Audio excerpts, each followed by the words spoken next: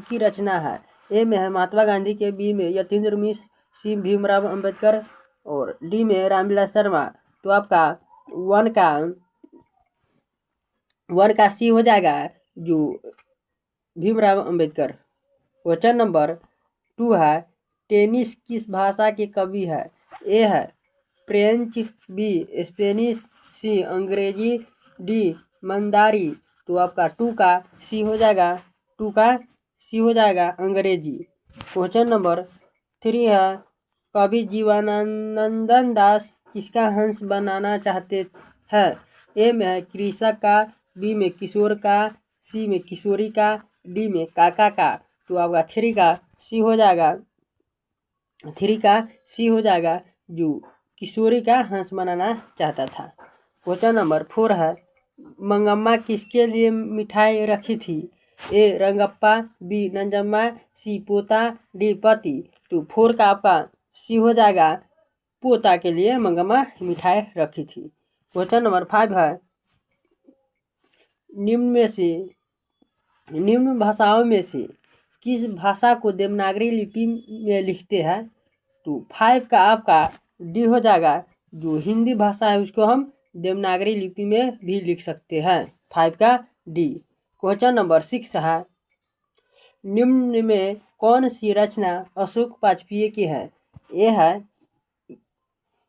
कविता का जनपद, बी में नौकर की कमीज, सी में सौरमंडल, डी अक्षर कथा। तो आपका 6 का ए हो जाएगा 6 का ए कविता का जनपद। यहाँ पे है 1 का ए 6 का ए। क्वेश्चन नंबर 7 है अमीरुद्दीन के बड़े भाई का नाम क्या था? अमरुद्दीन का बड़े भाई का नाम क्या था? तो 7 का आपका सी हो जाएगा जो अमरुद्दीन के बड़े भाई का नाम हुआ शमसुद्दीन था। क्वेश्चन नंबर 8 है अपने पदों में कृष्ण का लीला गान किसने किया है? तो 8 का सी हो जाएगा रसखा ने अपने पदों में कृष्ण का लीला गान कहा है। क्वेश्चन नंबर 9 है एक वृक्ष की हत्या शीर्षक कविता में कौन हमेशा चौंकता रहता है? तो 9 का सी हो जाएगा जो वृक्ष था बूढ़ा वृक्ष। क्वेश्चन नंबर 10 है दही वाली मंगम्मा शीर्षक कहानी किस कहानी से ली गई है? तो 10 का आपका डी हो जाएगा 10 का डी हो जाएगा कन्नड़ कहानियों से ली गई है दही वाली मंगम्मा। क्वेश्चन नंबर 11 है भारत सौभाग्य किनका प्रसिद्ध नाटक है? तो 11 का आपका बी हो जाएगा 11 का बी हो जाएगा जो प्रेमगन का भारत सौभाग्य नाटक है। क्वेश्चन नंबर 12 है तमिल मलयालम तेलुगु कन्नड़ भाषाएं हैं। ध्यान से देखिए क्योंकि 2026 में बोर्ड एग्जाम होने वाला है उसके लिए इम्पोर्टेंट ऑब्जेक्टिव क्वेश्चन है तो इसीलिए कहते हैं आप लोग ध्यान से इस वीडियो के देखते रहिए।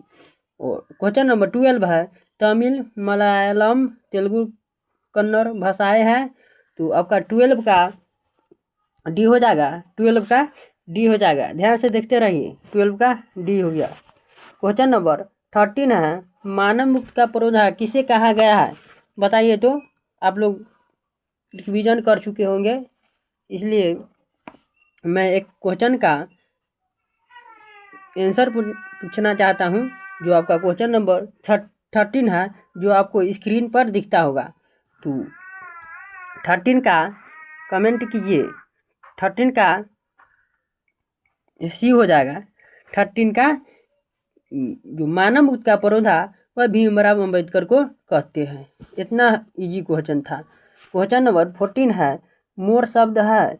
तो 14 का आपका बी हो जाएगा मोर शब्द है वह तद्भव है। क्वेश्चन नंबर 15 है मंगम्मा मिठाई किसके लिए ले जा रही थी? पूछ रहा इतना इजी क्वेश्चन मंगम्मा मिठाई किसके लिए ले जा रही थी? तो 15 का ए है पोता के लिए, बी पोती के लिए, सी भौजी के लिए, डी बहू के लिए। तो 15 का ए हो जाएगा जो पोता के लिए। 15 का ए हो जाएगा पूर्णता के लिए।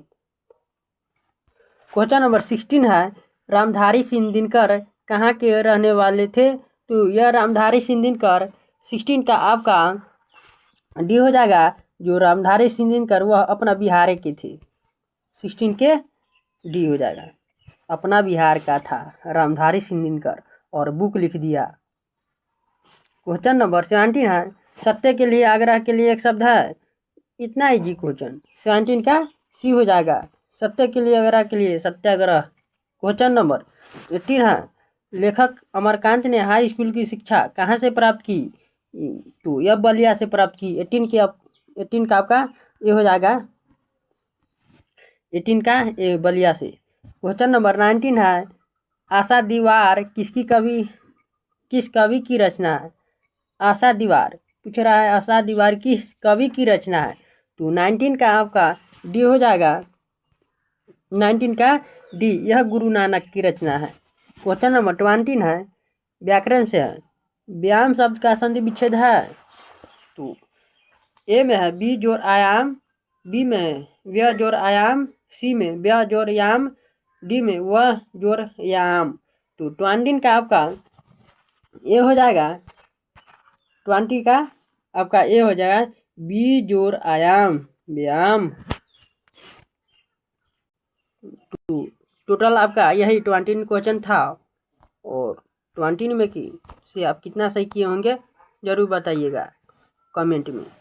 और जो भी बच्चों इस वीडियो को लाइक नहीं किए हैं तो लाइक कर दीजिए और चैनल को अभी तक सब्सक्राइब नहीं किए हैं तो सब्सक्राइब कर के साथ में बेल आइकन को ऑल पे दबा लीजिए ताकि ज़रूरत भी लाइव क्लास हो तो आपके पास नोटिफिकेशन समय समय पर पहुंचता रहेगा।